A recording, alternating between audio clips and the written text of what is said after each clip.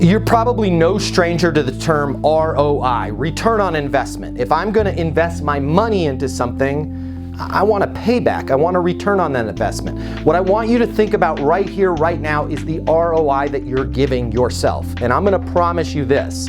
If you go to work on your goals will go to work on you. You will get a return on investment. If you spend an hour this morning thinking about your plan and where you want to take things, your plan will go to work on you and give you a return on that investment. Every minute that you can invest in yourself, whether it's writing down your goals, whether it's creating a plan, whether it's working on your sales process, that is an investment that is going to return multiples back to you.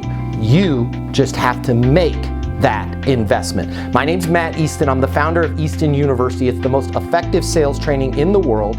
If you'd like more tips on how you can be successful both in business and life, consider giving me a follow.